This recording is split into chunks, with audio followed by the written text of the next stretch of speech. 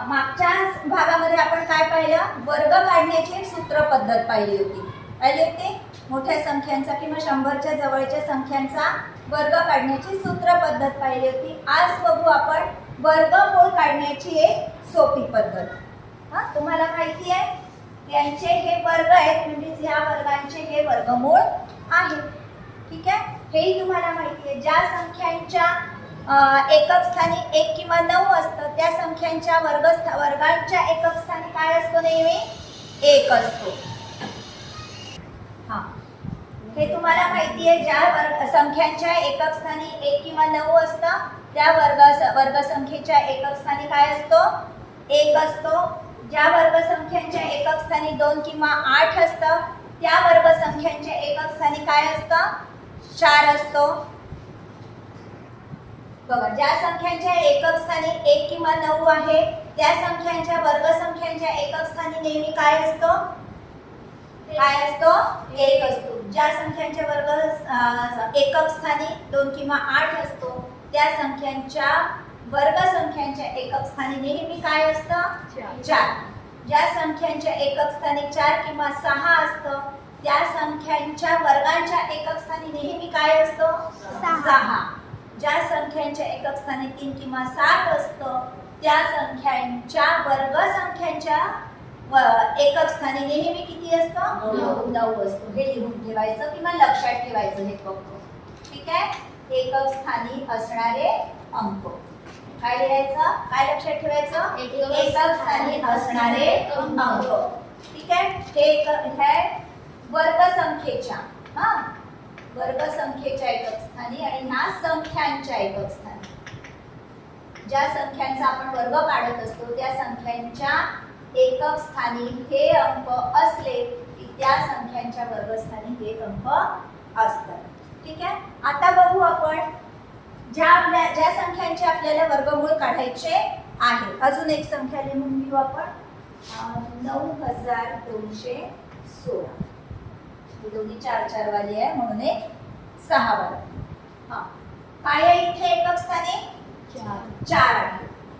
ठीक आहे, 4 हा कोणत्या संख्यांच्या वर्गांच्या एकक स्थानी असतो रे, 1 तर 2 नाही तर 2 नाही तर 8.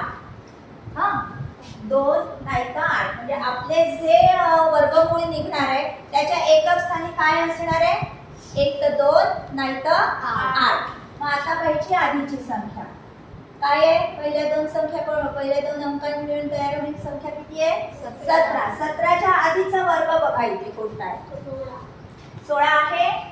16 हा कशाचा वर्ग आहे, 4. म्हणजे एक तर आपला वर्गमूळ 42 येईल नाही तर 48 येईल हे फक्त. ठीक आहे, 42 किंवा 48. आता कोणतं 42 की 48 काय करायचं, आता हा जो 4 आहे याच्या पुढच्या संख्येने त्या संख्येला गुणायचं. काय झालं, 4 पंचे 20. आता ह्या 20 पेक्षा ही संख्या जर लहान असेल तर जो लहान अंक आहे एकक स्थानी ते आपलं वर्गमूळ. ठीक आहे, राहील लक्षात. आता इथे बघा, इथे 4 आहे म्हणजे आपलं काय येणार, 2 किंवा 8 येणार. आता ही संख्या बघा काय आहे, 96. 96 च्या आधीचा एक वर्ग संख्या कोणती यातली, 81. ठीक, 81 कशाचा वर्ग आहे, 9चा वर्ग आहे. म्हणजे एक तर आपला 92 येईल नाही तर 98. मग आता नेमकं कोणतं, काय कराल, 9 ला 9च्या पुढच्या संख्येने गुणायचं. 9ची पुढची संख्या 10. 9 गुणिला 10 90. आता 90 पेक्षा ही संख्या लहान आहे की मोठी आहे, मोठी आहे. म्हणून आपला वर्गमूळ कोणतं, 98. 9604 चा वर्गमूळ किती, 98. ती एक संख्या बघा काय आहे, 6. बघा 6 कोणत्या संख्यांच्या ह्याच्यात असतो, एक तर 4 आणि 6. 4 आणि 6 म्हणजे आपल्या काय येणार, 4 किंवा 6 येणार एकक स्थानी.